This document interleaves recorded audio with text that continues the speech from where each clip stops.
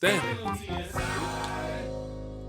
1, 2, 3, What's going on with your lungs, dude?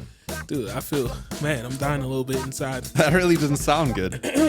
Man, Are you ready to start, bro? I mean, hold on.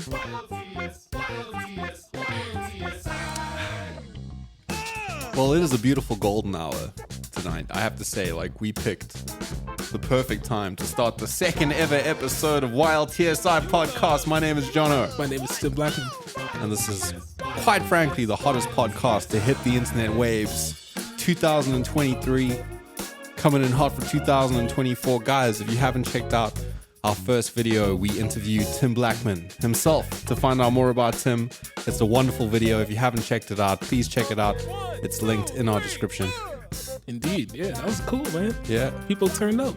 Yeah. Listen, I appreciate it. That was fun. Yeah, welcome to the Dream Makers. We've been like trying to figure out what we would like to call our community. Indeed. And we came across this idea of being a dream maker. The dream maker, man, it means a lot, right? Yeah. Man, it's like you create your own path, right? Mm-hmm. Basically. How do you explain it? Well, I think it all started when Tim and I kind of sat down and we thought to each other, what is something unique about both of us that has kind of come true in a way? And that was that both of us took this like incredibly big risk to do something crazy and do something big. And I don't think that just has to do with music. I think that's like a much greater, wow, we're diving straight in, eh? It's straight in, I man. think that's a much deeper thing than just music. I think in life, if you're passionate about doing something, you should really believe in yourself and you should follow through and you should do it. And I think we really want to inspire people to believe in themselves and take a risk on themselves and to be a dream maker. Indeed. Don't be a dream chaser. Be a dream maker. Be a dream maker. And it's not that we've like achieved our dreams or anything like that, but we believe in them. Indeed. And that's the most beautiful thing. And really, like, that's the beginning. Once you believe in it, you just start to create like a way. I don't know. It's weird. Like all of a sudden, like if you want to go after, say, being a musician, right? All of a sudden you start finding yourself more in a community of musicians, right? Mm-hmm. And it's through that community where you can really like figure out other paths, get better opportunities. And before you know it, you are achieving your dream. You're chasing your dream. Mm-hmm. You're making your dream, actually. Mm-hmm. All of that, man. So, yeah. So that's what we're trying to put forward is going forward. And we want to call you guys the Dream Makers. So welcome, Dream Makers. Welcome. It's great to have you here. So Tim, what do we have on the agenda for today? Man, so I want to learn more about you, bro. Oh, no. You kind of went in on me last week. I try to go pretty hard on you too. Yeah, man, but just talking about church mostly.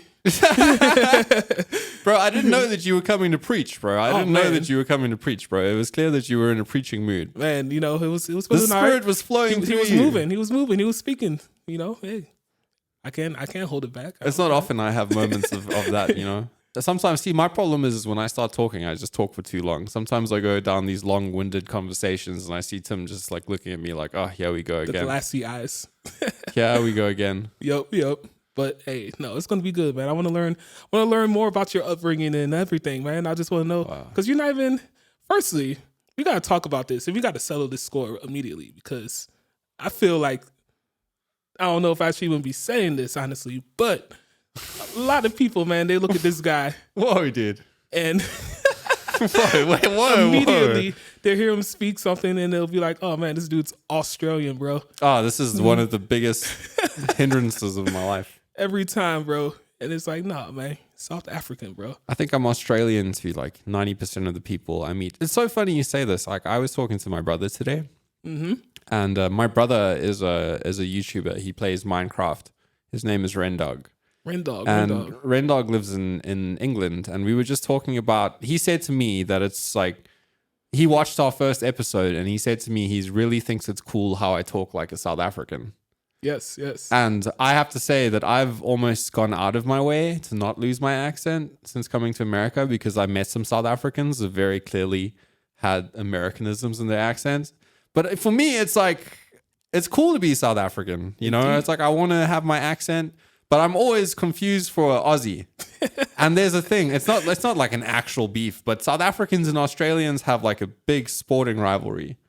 South Africans and people from New Zealand, rugby and cricket. Rugby and cricket. Okay. Yeah. Because we watch real sports in South Africa, Man, we watch cricket, we watch soccer, which we call football, we watch rugby. Not this American football, baseball, basketball, some basketball, the real stuff, basketball. We do like tennis. We like to watch tennis, hockey. Ooh, not ice hockey, grass hockey. Oh, what is that? You don't know what hockey on grass is? Lacrosse? No, you don't throw it. You hockey sticks. What? Grass. On grass? Yeah, AstroTurf. Oh, man. You've never seen AstroTurf hockey? It's hectic. They ruined the game, My brother was a star hockey player. Not actually. No, but he continued to play hockey after he finished college. Like his high school had a part of this like amateur hockey league. Wow. And he would go, he's an OG in the squad now. He's been in the squad since like for 10 years at least, 11 years. And then when I was a teenager, they'd bring me on. Put me in the strike. Here's a funny JONO story, which I think you'll laugh at because this was before I became dishonorable and tainted by Los Angeles. So like they put me in the striker position and I went forward and you can only shoot from inside the circle. Like if you shoot outside the circle in basketball, it's a 3-pointer. You know that circle? Yep. You can only score from inside the circle. Okay. Yeah. And any other time it's like offsides or out of bounds. Yeah. And it has to hit a hockey stick. So someone crossed it in and I kind of swung my hockey stick and I didn't think I hit it. And it went in the goal. And of course, all the guys in the team were like, yeah, we scored. And then the ref asked me if I scored. And I was like, no, ref, I actually don't think I touched it. And then all these guys were like, no, what are you talking about? Like, you should have lied, And I was so young and responsible, bro. I was like, no, I'm not going to lie. I'm a truthful young man. Like, I'm raised to be responsible and respectful. Like, I didn't actually touch that ball, guys. It's not a goal. They were bummed with me, bro. Yikes. Like I said, there was a time I was sweet innocence. Untainted by Los Angeles and the Wild West. Yo, when life gives you lemonade, bro, you mustn't take me down this road, Tim. You mustn't take me down this road. You don't want to know about what I was before I became an outlaw.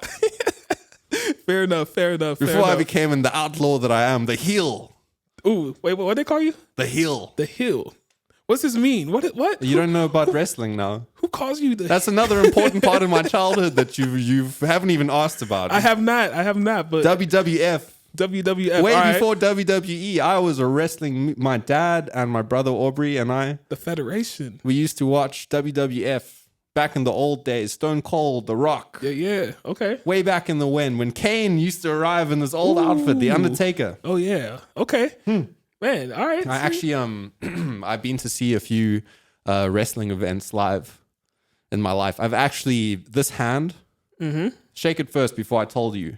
You're shaking the hand that smacked Rikishi's butt. What?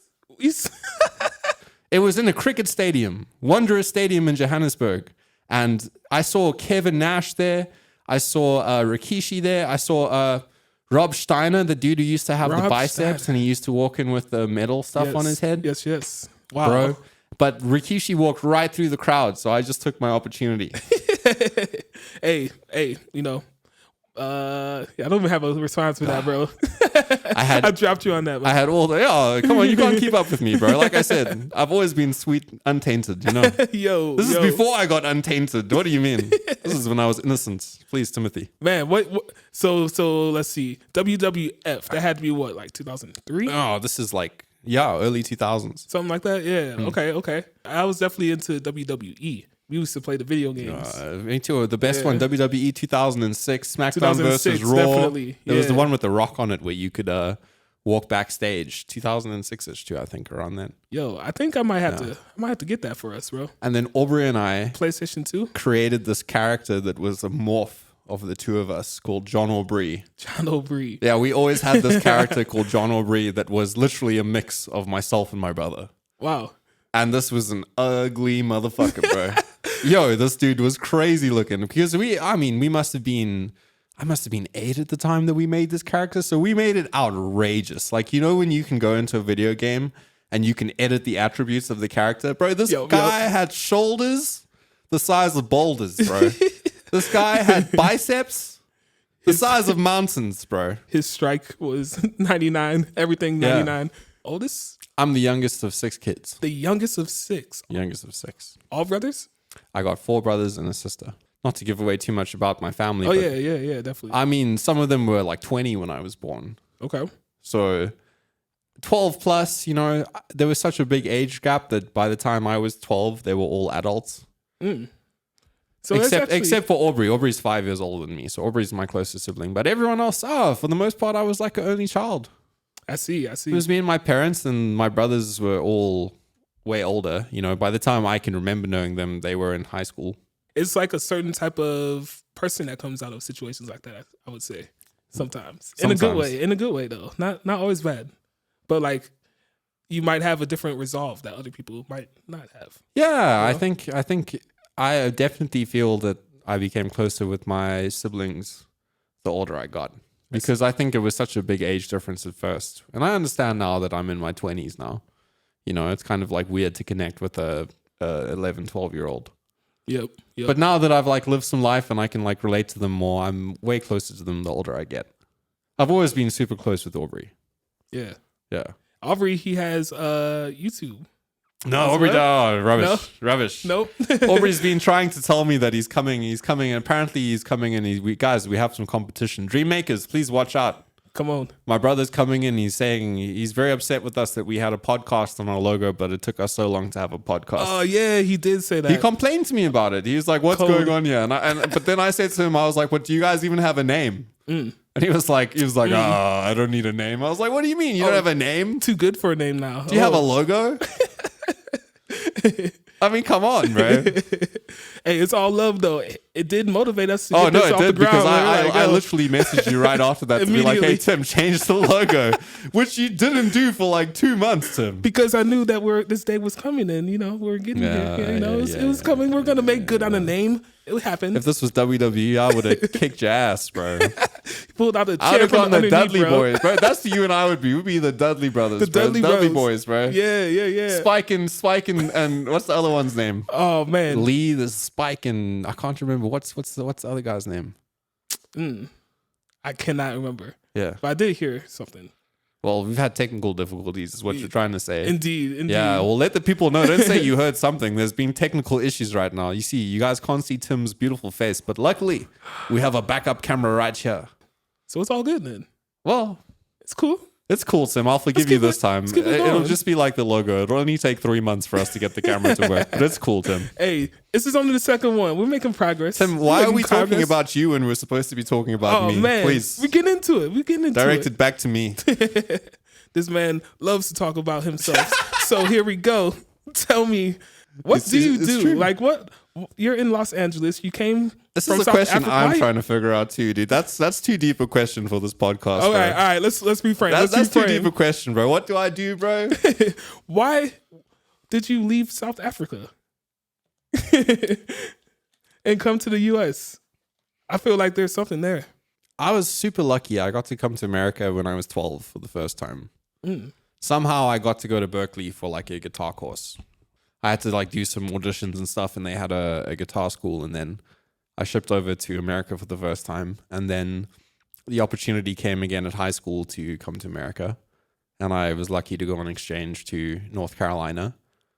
And for whatever reason, you know, my dad came to America too in the 60s, and he always told me that America was a place, and I hate to say like the American dream thing, but he always said to me that America was a place where you could really, if you worked really hard and you believed in yourself, like you could really do big things. And I guess for whatever reason, I always had it in my mind that I wanted to do something big.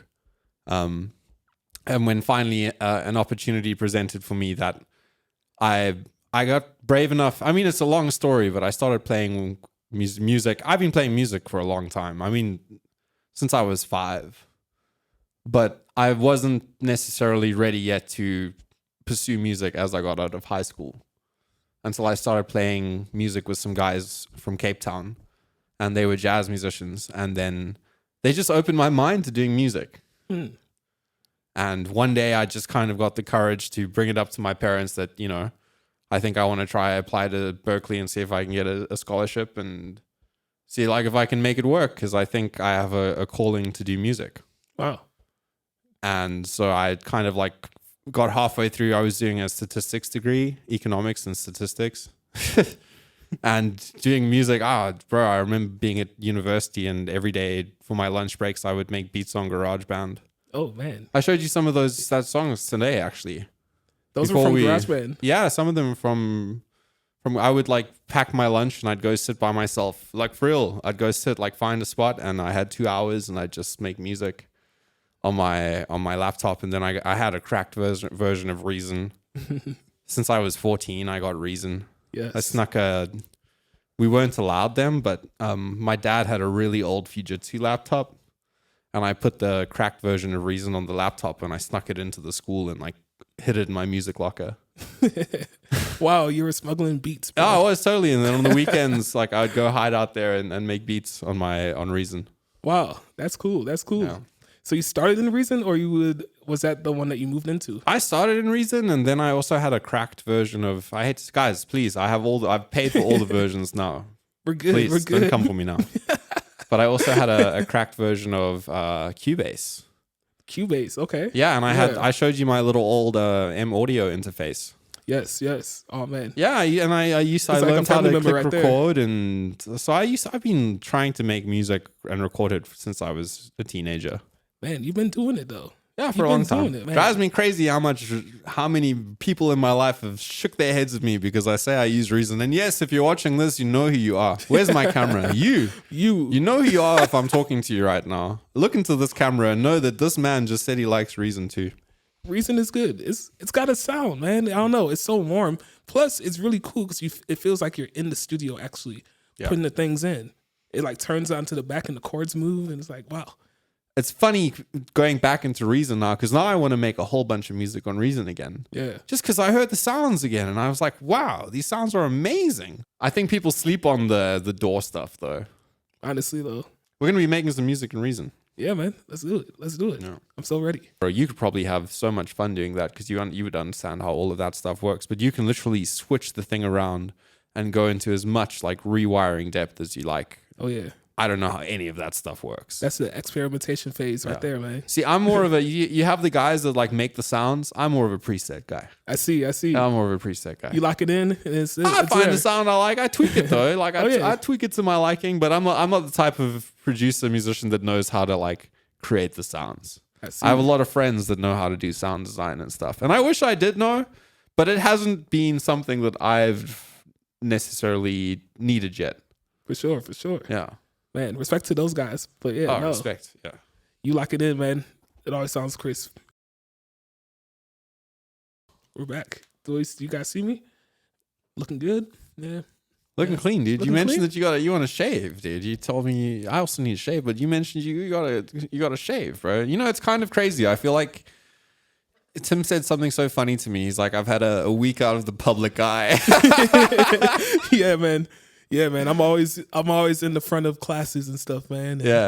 And seeing people and trying to impress, and it's like, oh no, this time I can just be in my computer and let it get scruffy, bro. So where's your barber? My barber. So I've got this guy in Woodland Hills. Yo, Woodland Hills? Woodland Hills, bro. You go all the way to Woodland Hills to cut your hair? Not too much. That's on the other side. That's west, bro.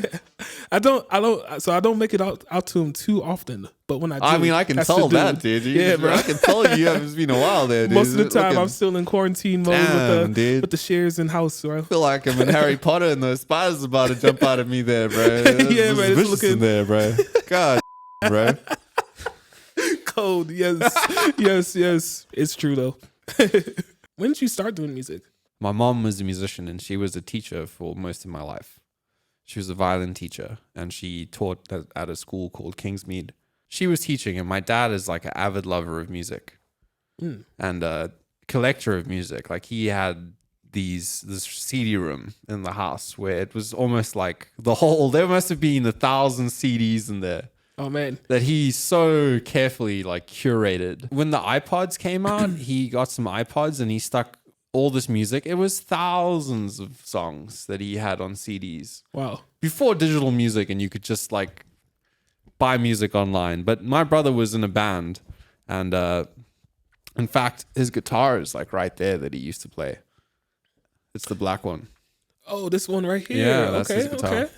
And when I grew up, I used to watch him playing that guitar. And for whatever reason, I thought it would be really cool to play the. Oh, I don't even know if I thought that. I think my parents just got me a guitar one day.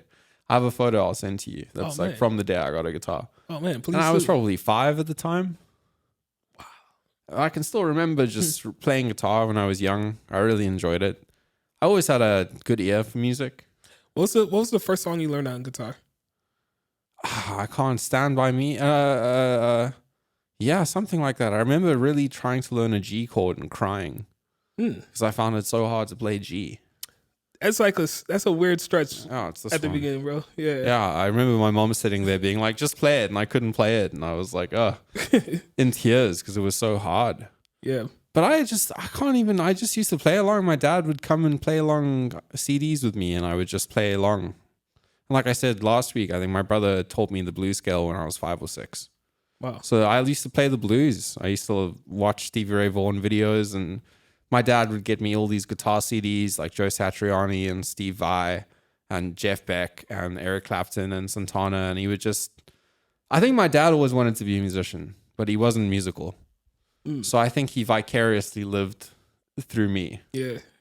And giving you all the resource you need to do it, man. And all the great music too. It's like I didn't really realize at the time how great the music was, but I still love classic rock the most and old guitar. I don't like a lot of guitar players very much, but that old classic rock is always my favorite music. So like some Jimi Hendrix? Yeah, Jimi Hendrix. The bluesy guys? Bluesy guys. Yeah. My dad would rock B.B. King, Jimi Hendrix, Jeff Beck, Snowy White. Yo. Albert King.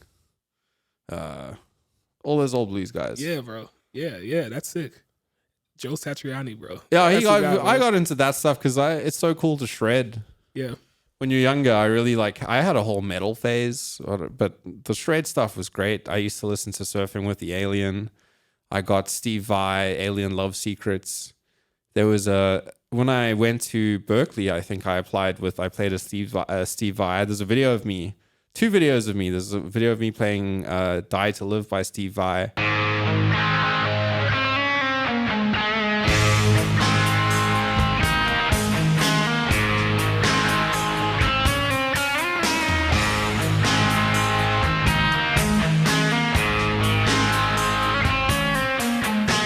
And there's this guy called Andy McKee. I can't remember the name of the Andy McKee song. He was like an acoustic guy that did this amazing like slap. Just percussive acoustic guitar, like when you play the bass, the melody, and the drums at the same time. All laid back and stuff is what it's called.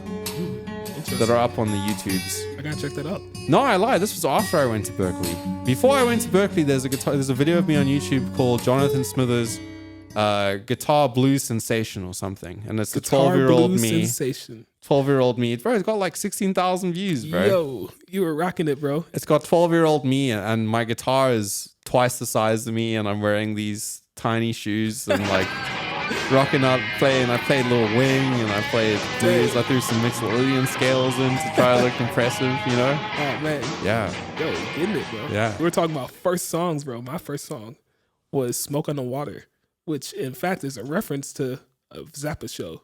Yeah. I believe it was like a fire that happened at one Absolutely, of the shows, right? In Montreux, bro. Yeah. Frank Zappa and the Mothers. Yeah, man. Smoke on the Water is one of the early ones I learned too. Oh yeah. It's just like, yeah, it's so easy. Yeah. It's a good one once you get it, man. Doom, doom, doom, doom, doom, doom, doom, doom, doom. Come on. Come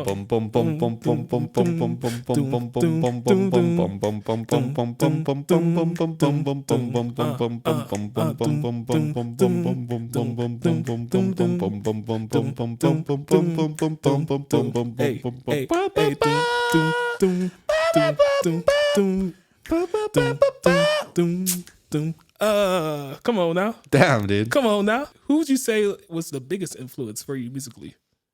Growing up, I guess I started listening to songs more when I became a teenager. I hate to say not really anymore, but I was a huge John Mayer fan for a long time. But even before John Mayer, I was listening to metal. I liked System of a Down. Ooh, yeah. I liked Mastodon. I had this awesome Korn record. I had a Slipknot. I used to like Slipknot. I used to like... I got into some house music for a period. I really like deadmau5. Deadmau5. as a teenager. But then I started listening to the Counting Crows when I was in high school. I've always loved the Counting Crows. Oh yeah. I think they got some amazing songs. And when I got to college, I think I only really started getting big influences when I went to college in South Africa. I started listening to this guy called Andrew Bird. Andrew Bird, he's a violin player. Yes. I seen a video of his. It was a couple years ago. It had to be like 2018 or so. But he was like doing a live stream in his house. Oh yeah, he's amazing. Guy. Yeah, he's amazing. Andrew Bird. I found this guy called Devendra Barnhart at that time. Band called Grizzly Bear. I really liked at that time. Paolo Nutini is the guy I found then. But then I started listening to older music. My guitar heroes, Mike Stern. Mike Stern made me want to go study jazz guitar. I don't know if you've ever listened to Mike Stern before. Mike Stern was a badass. I like Kurt Rosenwinkel. I like Schofield. I like the more bluesy rock guys. Yeah, man. Because that's the type of stuff I like to play. I'm not like, I can't really do the hardcore jazz stuff, but if it has some blues and stuff in it, like I can, that's my ballpark right there. So I appreciate that. There was this guy called Takuya Kuroda, who's a trumpet player that I found before I came to college here. Robert Glasper, before I came to America, was a huge influence for me. Classical music, I love Rachmaninoff. I love Mahler. I love listening to Beethoven. I love, at the moment, it's always changing for me. It's always been a wide variety of stuff. And I've always tried to make a wide variety of stuff too. It's like I've really made many genres of things. Yeah. It's cool because you can get so much more influence from these wide ranges. Mm-hmm. Man, that's really sweet. I'm a student of music. I love listening to music. It's not every music I like listening to, but I'm a very intense listener of music. You know, it all started with Andrew Bird when I got my first pair of dry headphones. I got these Roland headphones. I can't remember what they're called, but whack Roland headphones. But they were decent, you know. It's like I'd never heard music through dry mixing headphones before. And then I heard the placement of all these things for the first time. It's like the true rawness of the track. And I would intensely start listening to music then. I remember sitting in my room in Cape Town, lying on the floor, like listening to music all the time. If you aren't mixing it with dry headphones, you got to get some dry headphones if you're listening. Yes. I feel like it's like hearing music for the first time in a new way. Every time you get like new speakers or new headphones or something, it's like there's this magical first listen. My brother got some HS8s. Oh, yeah. He's like, I've been listening to Tool since the 90s, and I've never, ever heard the song like this before. And I was like, bro, I know. It's like a different experience when you get to hear music through good headphones or good speakers. Totally. We're very blessed to get to do it. Instead of hearing it through a cell phone. Yeah. A lot of times, I don't know about you, but I use a car speaker test before I do anything. Always. You have to. Does this bang enough? I don't know. In the Honda, baby. Yeah, man. You can't shake that beast, bro. No, she's with me. I was wondering why the paint was peeling off, dude. It's because you're blasting that music too loud, bro. Yeah, you be shaking that thing, bro. Banging beats, yo. Knock the rust off. You gotta do that test, because then the irony is that then we all get this nice equipment and stuff, and most people don't listen to the music on. I mean, look at everyone says you must optimize your content for mobile. Yep. So that's why you get those little Mixcube speakers. Mm-hmm. And those things change the game. That was the biggest test, hey? Wasn't that the hardest thing to overcome? How many anxiety-ridden moments do you have showing people music in your car when you know that it's not going to bump like super hard in the car? Like when you start making music and like you've heard this thing in your headphones and it's banging, and then like I want to show my dad in the car and he looks at me like unimpressed. Like it's like, yo, I tried so hard on this, like you don't even know. This sounds like trash, bro. My problem would always be too much bass, bro. Yeah, I love the bass though. You got to feel it, but sometimes I go overboard. Yeah, bro. The car would let you know, like, cut back. You got to get a sub then, bro, eventually to dial in your bass, because like you don't even realize half the bass is there until there's a sound system that can actually access that part of the bass, and then it's too much. Facts. You just hear that rumble the whole time. It's like, ooh. I found the setup for me is I just have 3 sets of speakers now. What's your setup? your mains? So we have the focal twins for the mains, and then we got the Adam, just the A7s are the other ones, and then I got the Avantone mix cubes. Nice. And I can switch between them. So on a mix, I'm like constantly bouncing between them. And I find that if I get a good mix, especially on the mix cubes, I feel like the mix cubes are the best speakers I have. I mean, the focals, don't get me wrong, they're amazing. But like for actually getting stuff to sound really good, it's like those things are amazing. Because it does, I mean, you'll be surprised that if something sounds good on one of them and you switch to the mix cubes, how suddenly something will be totally gone or disappeared or too loud and if you just make slight adjustments and you go back, it's profound. Like you wouldn't even hear the stuff. Wow. So it's nice now because now I have a setup where I'm confident enough that it's going to probably sound good in the car. But it all started on a laptop with headphones. And, humble beginnings. Yeah.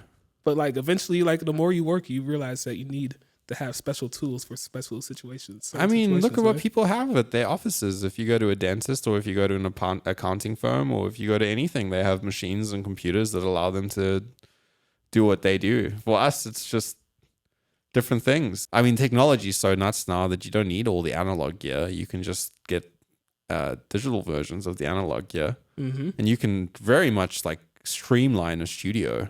I think that's the funniest thing. Is studios seem almost obsolete to me at this point. Because like if I had a budget to go record, unless I needed to go record a band or do something, like I wouldn't go rent out a whole studio to just record vocals because it's just so silly to me. Yeah. If we have everything we need at home and we have nice mics and and it's accessible for everyone. You know, because people still go and spend so much money to go to like a studio where it has the big fancy desk. But like the irony is that people don't know like you're using like 3 tracks on the whole desk and you're paying for the whole desk and you don't even need the desk. Like they're not even using the desk. Like they're putting it through their Pro Q3 anyway. They're not mixing it on the desk, bro. The desk is just there for show and tell, bro. It's like, look at the desk, bro. This is like what a sick studio. I guess it's cool to be in the space.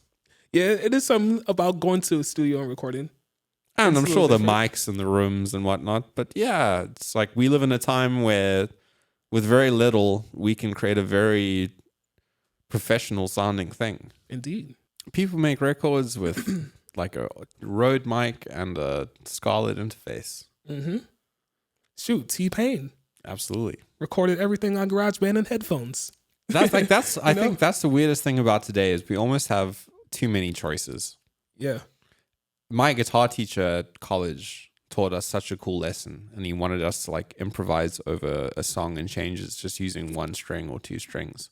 And the lesson was that limitation is a superpower because limitation makes you think. It really does bring out the creativity. I noticed that even with analog production, having a limitation of like using tape or running your stuff through different channels. Like you're limited on how many channels you can have. You can't have unlimited channels when you're recording. You can't run tape forever. Like eventually it's going to run out.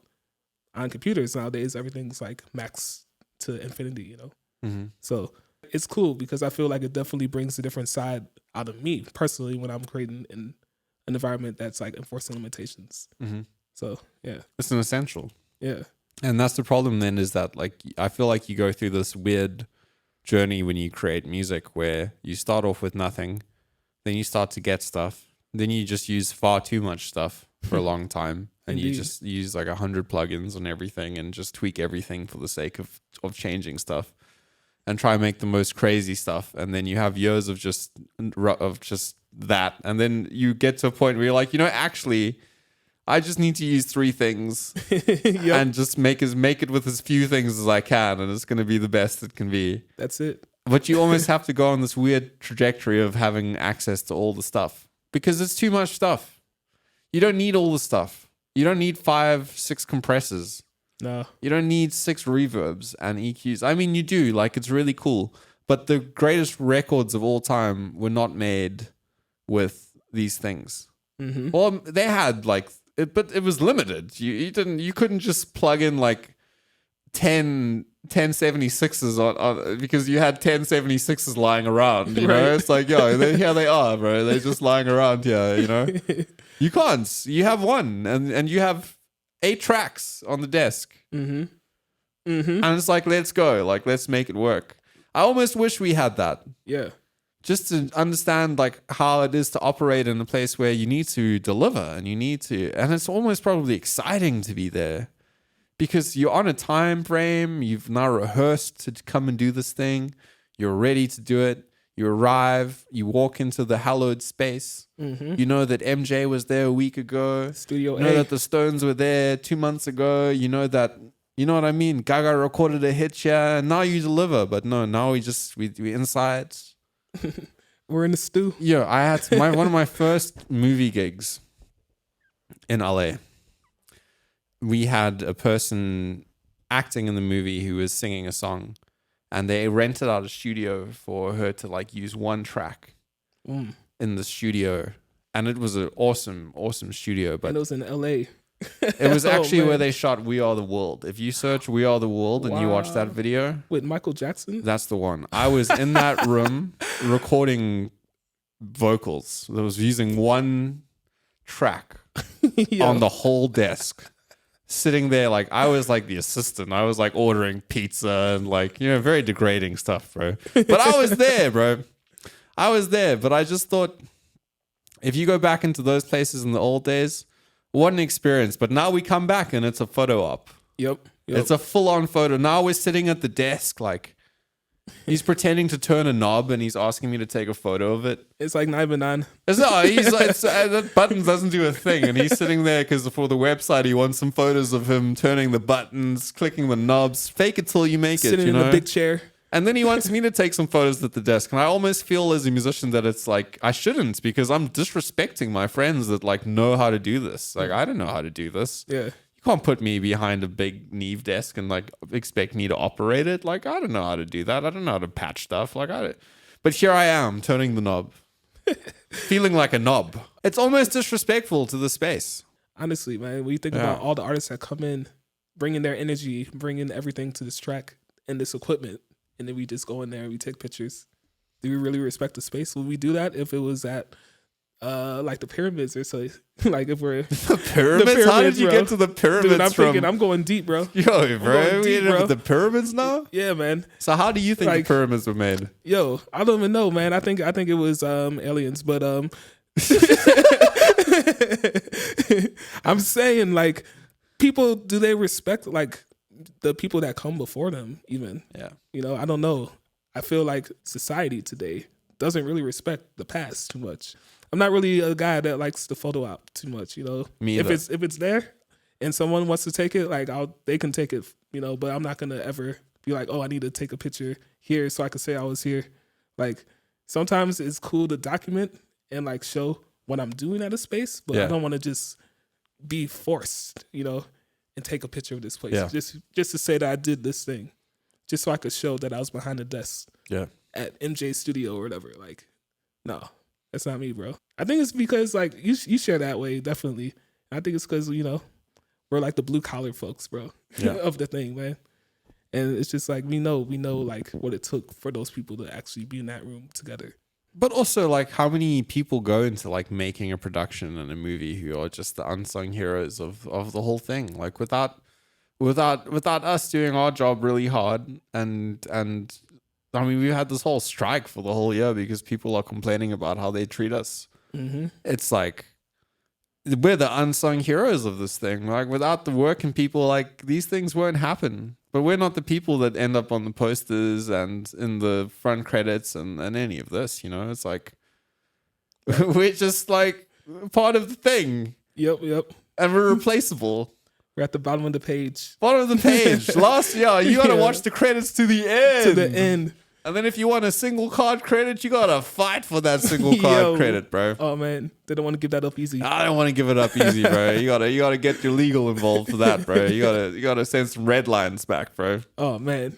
But we live in that. I think that's also both of our beefs with living in LA is that we just don't really.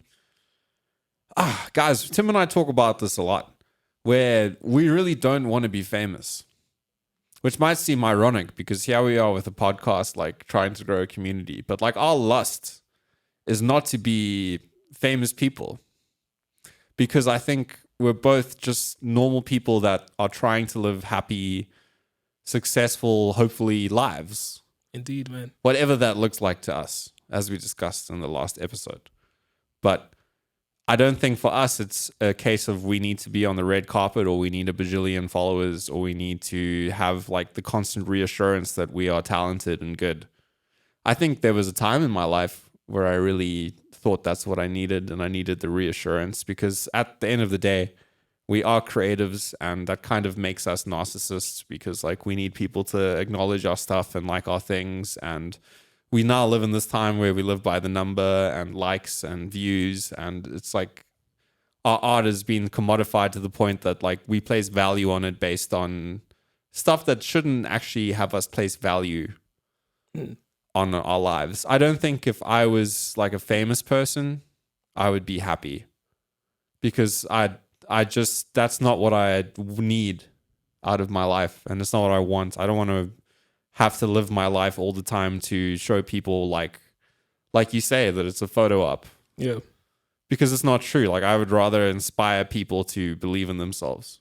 Indeed. And to follow their dreams, and to like take a chance, and to know that all of these crazy people that we look up to are just normal people like us. Because Tim and I have both been fortunate to meet some of our heroes, and to be one person away from some people that are incredibly famous and do stuff. And this is not to brag.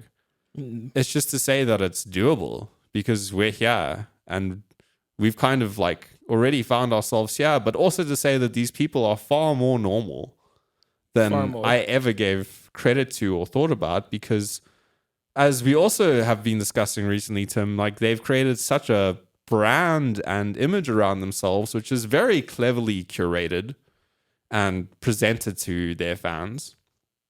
But it's keeping up appearances, really, in my mind. Mm-hmm. You know, and I don't think I could keep up a front like that all the time. I can't. It's so insincere to me that I would rather, I just don't care. Real talk. I don't need it. Like, I don't need to go out and be seen and be followed around. And if we can make something that can inspire some people to do, like, the dream would be to see a comment one day that said, hey, like, I watched your content, and like, I'm now like going to film school to like do this thing. Absolutely. Like, or we can raise some money for a charity in LA, or for a community in LA, and like we can do something positive. And if that gives us like publicity, like that's really cool to me. Mm-hmm. I don't want it to be because of our lifestyle. No. Because I don't think we're a lifestyle brand. And that's like where I draw the line, is that I can't do this if it's insincere. Yep. We got to give them the authentic, the real, man. I think that's what we're doing. Mm. You feel this stuff in LA. You feel the insecurity. You feel the insincerity. You feel the manipulativeness. You feel the chess game that is constantly being played by everyone we encounter. And it's exhausting to live in this world all the time. And quite frankly, man, I see the front. Yeah. I see it, man. It's all a facade, bro. It's a facade a little bit. YLTS. 1, 2, 3. Yo, junk is taking up the screen, bro. Oh, yeah, man. Damn. Yep. Thanksgiving was good to you, TV. Oh, man. Damn, that junk, baby. Got greens, You mean potatoes, ham, turkey, grits. You name it. Oh, man. You been squatting, man? Oh, man. Been walking up these hills, bro. What hills, dude? Jeez. Don't complain about the hills, bro. These hills out here, Don't complain man. about the hills. Guys, please. This isn't the Hollywood hills. Tim, don't let them too excited. These are the hills of the East. The hills of the East, bro. The hills of the East. Yeah. Not the Hollywood hills. Of the East. But, we'll be back. We'll be back there, but not yet. Not yet. These We're hills in the are East, baby. They're pretty strong Yo, hills, I saw bro. a coyote yesterday. Ooh. Big ass coyote. Yo. But it had an injured foot. Shame. It was walking up the hill, and it was one of its foot was damaged. Ouch. You got bit by something. And I just saw it, and I looked at it, and I thought, if it was you and me in the wild, Yeah. It'll be done. I just go for the foot, baby. Go for the foot, dude. Stomp on it. Damn, dude. Oh, man. Yo, it's always scary to see. Well, not scary, but it's always surprising because I'm like, is that a stray dog? And then I'll see the ears. So I'm like, ooh. So an alert dog. And No, then I they see have the those tail. eyes. They have the wild eyes. Those eyes look at you that you know there's something different about this dog when it looks at you. And then you see one, but then you'll see two others somewhere else. They always hunt in packs. They follow you around too. Yeah, man. Like triangle. Yeah. It's crazy. But man, we out here on the east, bro. In the east of LA. This is like real LA. This is real. This is real right here. This is real LA. The LA you guys see on TV, on your favorite shows, Selling Sunset, whatever you guys like to watch, is not this LA. And I think if you ask people from LA where real LA is, they'll say the East is real LA. East, absolutely. And we're very lucky to get to experience the East. I was just saying to my older brother today, like how happy I am in my life that I, coming from South Africa, 10,000 miles away, get to come live in East LA. Because it's just like to be immersed in like Latino culture as a South African white guy, as a privileged South African white guy, to come to Los Angeles and live in real Los Angeles and get to experience this. Like I am 0.0000001% of anyone where I come from that's gotten to do this. And it's been so beautiful for me to be around such gracious people that have been so welcoming to me. Yeah, man. That's wonderful. This will probably be one of my favorite times of places I've stayed in LA. And in my life, probably like one of the most important places I would have stayed. Because it's like this is where you meet the real people of LA. The real, true Los Angelinos, as they call them. And they're prideful. And they honestly remind me a lot of people from South Africa because they're big on respect and like they're big on community and they're big on family. And I think I was joking with my brother my brother today, where like if you fall down in the street in Los Angeles, people will just walk over you. They will walk right by. Yeah. They would like not even look twice to see if you're okay. If you just fell, it's crazy. Such a big city, so many people, but it's so fucking lonely. Indeed. And you wouldn't expect there to be so many millions of people, but no one would even like look up at you in this town. But not here in the East. The East, you're a person. People say hi to you. People like want to get to know you. I'm an interesting guy here in the East, and I have an accent. Oh yeah, man. And I have deputy DAWs, and I wear my bright, colorful shoes, and I walk around. Yeah, you know. They're like, who is this guy? I was like, who's this Australian guy? Yeah, man. That's how this all started. You asked me about being Australian. Jeez, how did we end up here? Yo. Oh man, yes. We went into it, bro. We went into it. I didn't even get to tell you my story. When I first moved to Boston, I went to a bar with my brother. I keep talking about my brother. He's coming up in these stories. It's in my mind. Yeah. And we went in and the guy looked at me and he's like, oh, they don't ask you for ID in Sydney, do they? I was like, what do you mean Sydney? You know how far away Sydney is from where I'm from? That's like 17 hours on the plane, you fool. It's like, they don't ask you for IDs in Sydney. That's classic, bro. That's one thing about Americans, hey. Americans are bold. I'm generalizing right now. I've learned I'm not really allowed to generalize living in Los Angeles. It's a bad thing, apparently. But hey, Americans sometimes they say bold things. They make assumptions about you and like how things are. The amount of people, like my whole upbringing, I always thought that Pretoria was the capital of South Africa until I came to America, and I was told by Americans that I was wrong. What? I don't know if you look this up on Google, they'll probably say it's Bloemfontein or something, but it's not. Low-key, I thought it was Joburg. Nah, not Joburg. Oh, man. City of Gold, dude. The City of Gold. I was born in Johannesburg. Oh, man. I actually, let's see, I went to Johannesburg in 2008. Yeah, I mean, it was probably still all right then, bro. It's quite a hectic city, Johannesburg. Oh, man. Yeah.